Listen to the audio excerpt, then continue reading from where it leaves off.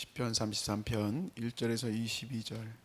너의 의인들아 여호와를 즐거워하라.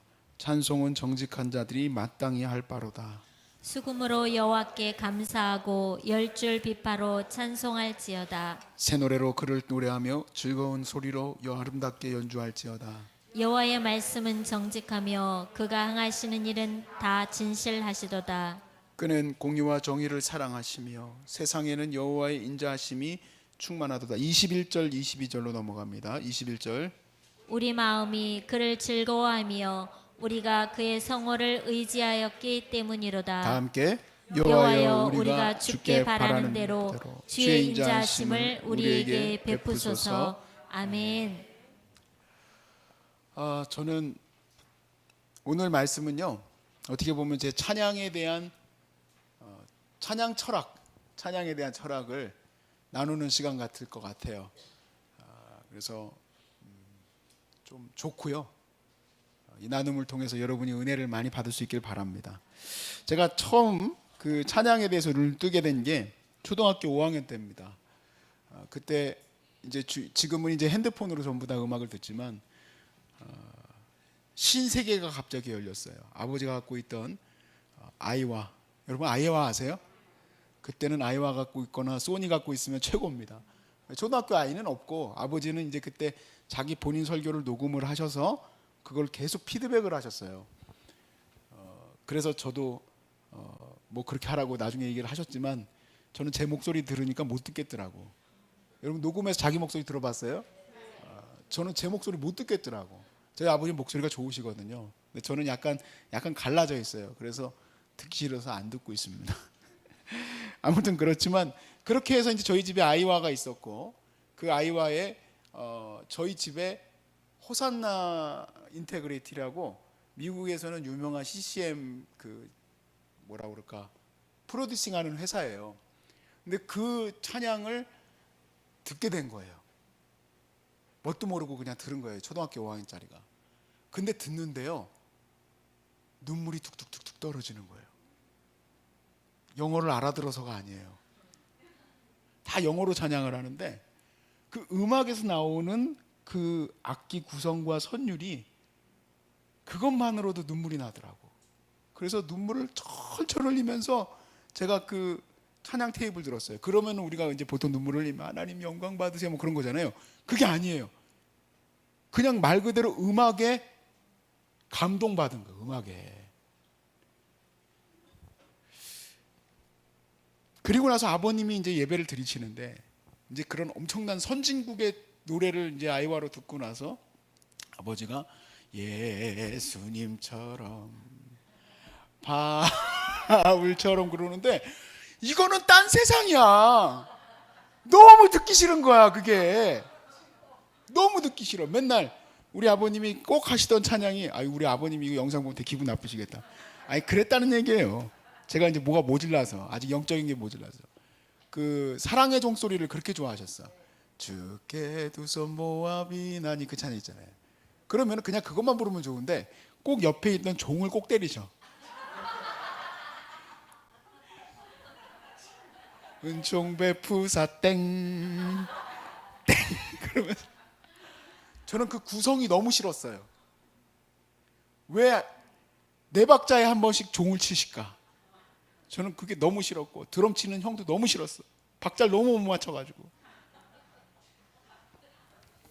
그게 제가 5학년 때 느꼈던 제 모습이었어요. 저는요 되게 저희 아내한테 제가 그런 그 뭐라 그럴까 혼난 적이 한 번 있는데 이제 저한테 예를 들어서 누구에 대해서 뭐에 대해서 이제 물어보잖아요. 그럼 저는요 그거 참 좋지. 그분 참 귀하지. 이렇게 얘기한 적이 없어요. 그걸 말이지. 그거 좀 이상한 것 같아. 저희 어머니도 그 얘기를 하시더라고. 야 이거 이렇게 되는데 어떻게 생각하니? 그건 말이죠. 항상 제가 그래서 오늘 말씀을 제가 딱 보면서도 나는 왜 항상 뭐든지 아니지, 모자라지, 잘못됐지, 이건 문제가 있지라고 생각을 할까? 내 은사더라고요. 내가 내 자신을 내가 그랬잖아요. 이건 제 철학을 얘기하는 거라고. 제가 초등학교 5학년 때부터 이 찬양에 대한 나의 이 문제점을 보니까 내 은사야. 항상 불편해. 저희 아버님의 예배가 불편했고, 신학생이 되어서는 신학교에서 찬양하는 모습이 불편했어요. 그래서 저는 그거를 불편하고 불평하는 사람이 아니라 제 성격은 바꿔가는 사람이에요. 부족한 걸 채워야 돼. 그래서 그 아버님의 예배가 잘 진행이 될 수 있도록 부단히 음악 학원을 다녔어요. 제가 보니까. 그래서 누가 가지 말라고 해도 드럼 학원을 다니고, 드럼에서 또 기타 학원을 다니고, 피아노는 원래 어머니가 시켜주셨지만, 그리고 어떻게 하면 찬양을 잘 칠 것인가를 맨날 그렇게 고민을 하는 사람이 되다 보니까 그렇게 변해버리더라고요. 그러니까 그 은사가 여러분들한테는 뭐 여러분 그런 식으로 하지 마세요, 그따구로 하지 마세요, 그러지는 않잖아요. 그게 나쁜 건 아니더라고요. 신학교에 가서는 또 신학교에서 또 CCM만 다 흉내내는 것 같아. 전부 그 선율에만 다 목적을 두고 있는 것 같아. 그래가지고 저는요, 그게 너무 싫어가지고 기타 하나 달랑매고 중국이고 일본이고 대만이고 다니면서 찬양을 했어요. 왜냐하면 찬양의 본질은 꼭 선율에만 있는 것이 아니라 예배 현장에서 하나님을 높이는 게 있다. 교만한 거지. 그렇게 해가지고 또 그걸 채워나가려고 했었어요. 사실 지금도 마찬가지예요. 지금도 환경이 이렇게 남겨져 있는 것들이 많이 있어요. 아직 100% 다 고칠 수가 없었어요. 그럼요, 저는요, 잠이 안 와요. 이걸 어떻게 바꿔가야 되나? 이건 어떻게 이뤄가야 되나? 뭐 우리 정 집사님도 제가 옆에서 하드웨어적으로 어떻게 고민하고 있는지 다 보시고 계시고, 목사님도 마찬가지고, 저랑 함께 있는 분들은 제가 뭔가를 항상 돌아다니면서 뭐 하고 있는지를 알고 계실 거예요. 왜냐하면 나는 그 상황이 항상 불편해요. 만족해야 하는 경우가 없어요. 항상 불편해. 그리고 그거를 고치려고 해요. 그래서 여러분도 고치려고 합니다.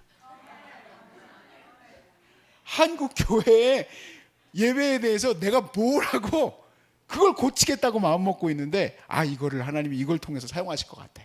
바로 뭐냐면 암 환자들을 통해서 고치게 될 줄로 믿습니다. 오늘 말씀에 들어가 봅시다. 첫 구절이 아주 부담스러운 구절이 저한테는 뭐라고 돼 있냐? 너희 의인들아 여호와를 즐거워하래요. 보니까 암 환자들도 그렇고 성도들도 보니까 여호와가 안 즐거워. 여호와가 즐거웠으면 좋겠어요. 물론 이제 즐거우시죠. 다 즐거우신데 여기 있는 분들은 다 즐겁지만 안 즐거운 분들이 있어. 그러면 나는 어떻게 되느냐? 불편해.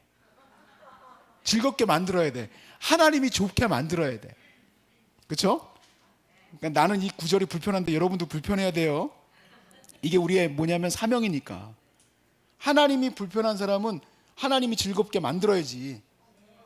그렇죠? 자, 두 번째, 찬송은 어떻게 해야 된대요? 정직한 자들이 마땅히 할 바인데 입도 안 열어. 예배 시간에 뒤에서 앉아가지고 웹툰이나 보고 있고 게임하고 있고 뒤통수를 때리고 싶은데 목사라서 못 때리겠고. 제가 청년부 사역을 감당할 때 뒤에 맨 뒷자리에 앉아가지고, 여러분 그 대형교회 맨 뒷자리는요 설교자가 요만하게 보여요. 물론 스크린에 어마어마하게 크게 뜨지만 제가 그 맨 뒷자리에 안내를 쓰고 있었었는데 남자애하고 여자애하고 둘이 앉아가지고 계속 손잡고 그냥 꽁냥대고 있어요. 제가 너무 열받아가지고 목사임에도 불구하고 찾아가서 그 눈앞에 대고 이 큰 얼굴로 니 실중골로 아마 그랬어요. 니 중국 사람이야 그랬어요. 그랬더니 아니요. 그럼 왜 그렇게 예배해? 그러고 갔어요. 진짜 있었던 일이에요. 진짜 화딱지가 나가지고 니 중국 사람이냐 그랬어요. 중국 사람이 그렇게 예배 드린다는 얘기가 아니라 한국 사람인데 한국말로 예배하는데도 그렇게 예배를 그따구로 드리냐, 열받아가지고 그런 거예요. 중국인 또 혐오했다고 뭐 그런 말로 오해하시면 안 돼요. 요즘 BTS 난리도 아니더만. 자, 그래서 여러분 의인들은 어떻게 해야 됩니까? 여호와를 즐거워해야 돼. 즐거운 마음으로, 하나님이 즐거운 마음으로 예배를 해야 되고, 찬송은 정직한 자가 마땅히 드릴 거예요. 그래서 그렇게 하려고 마음을 먹었을 때 저의 이 과정 가운데 있었던 것과 어떻게 이렇게 매치가 돼가지고 이 구절도 나가는지 몰라.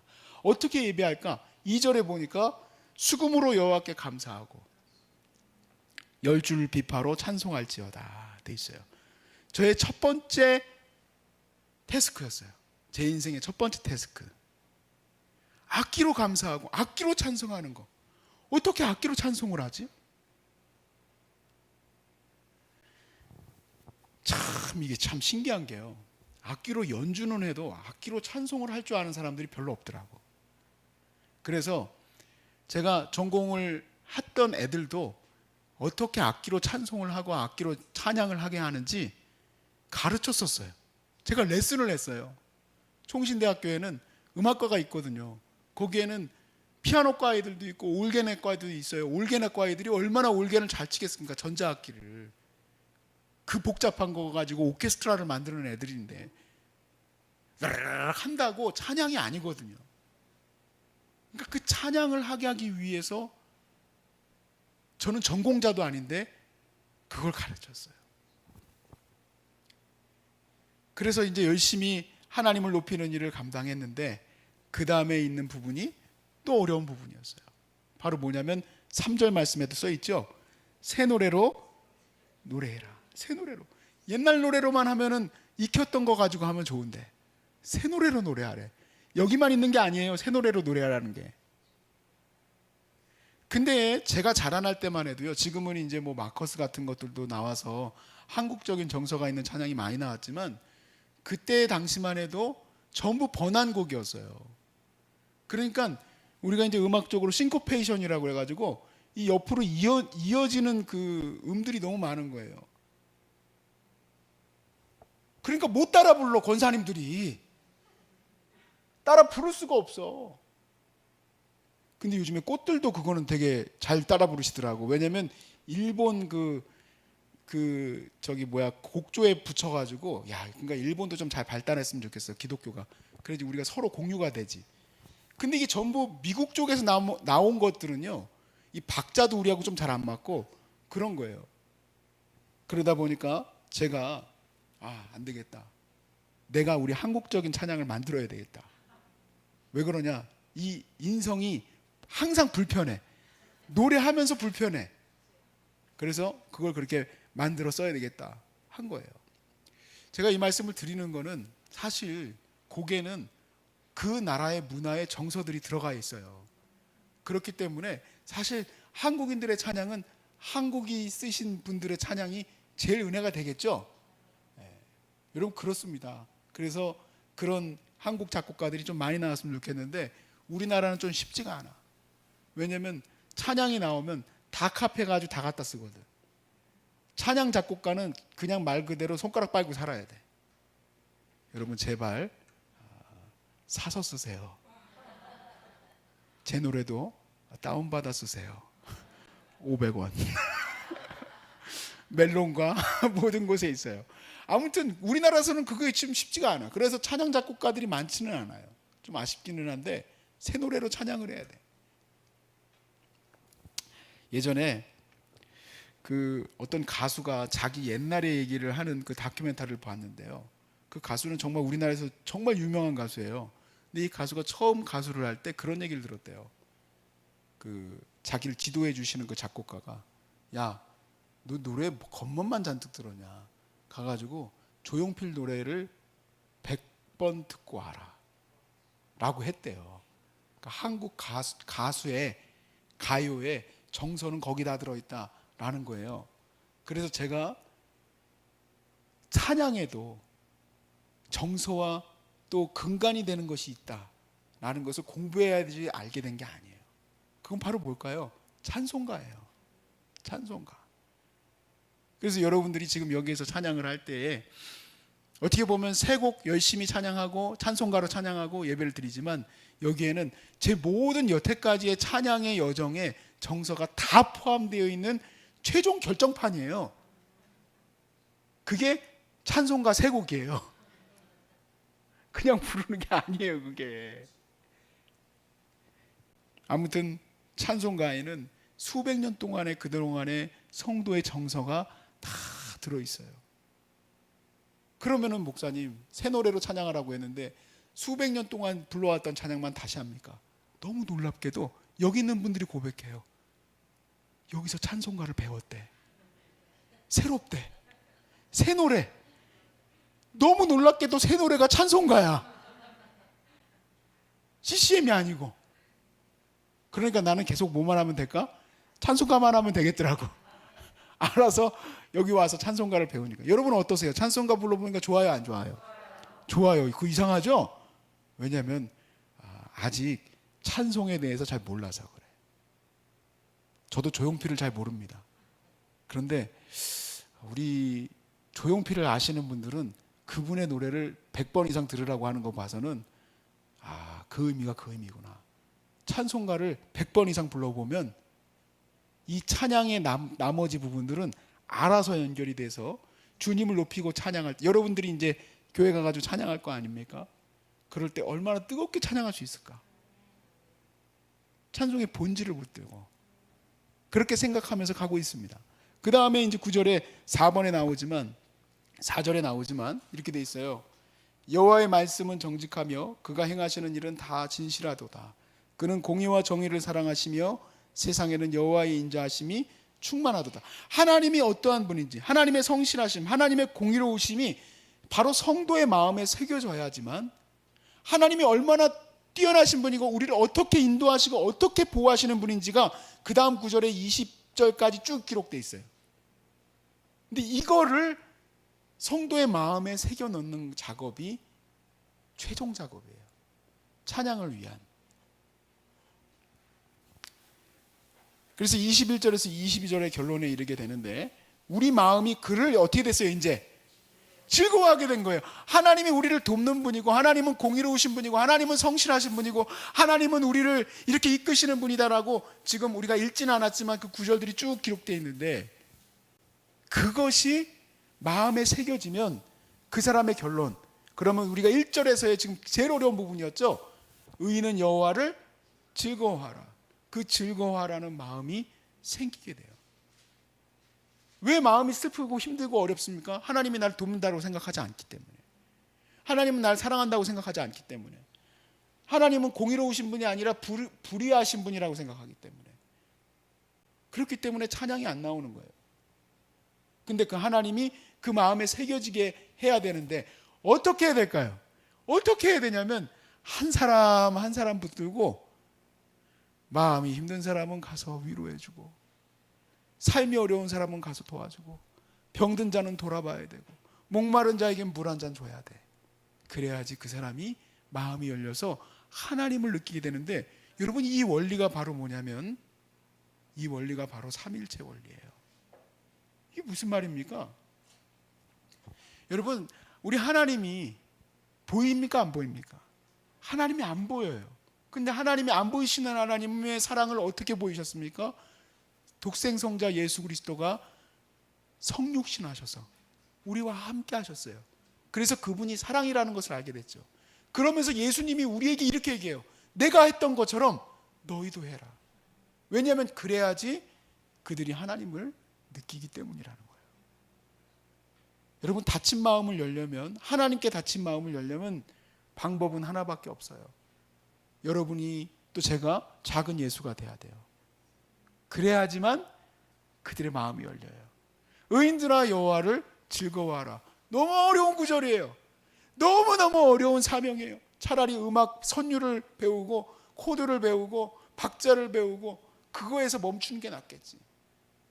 근데 이 1절의 이 태스크를 내가 이루려면 지금까지 제가 중학교 때부터 지금까지의 고민해왔던 이 모든 과정을 통칭해서 그렇구나 하고 다시 원점으로 돌아가게 됐어요.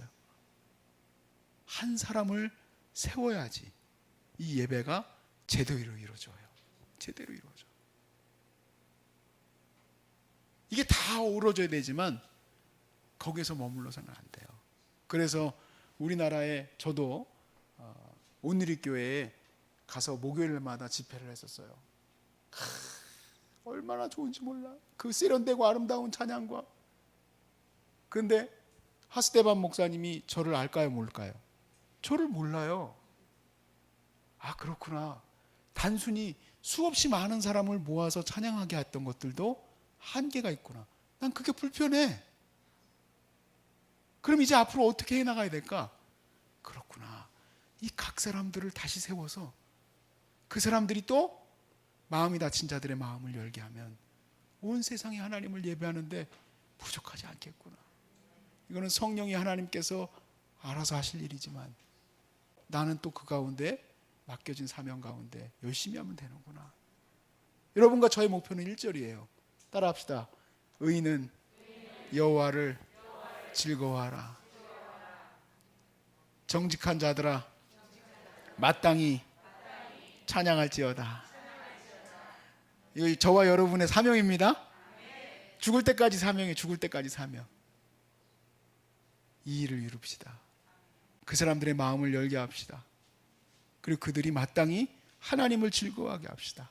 하나님을 즐거워하게 하려면 여러분이 하나님의 마음으로 그들의 마음을 열어야 합니다.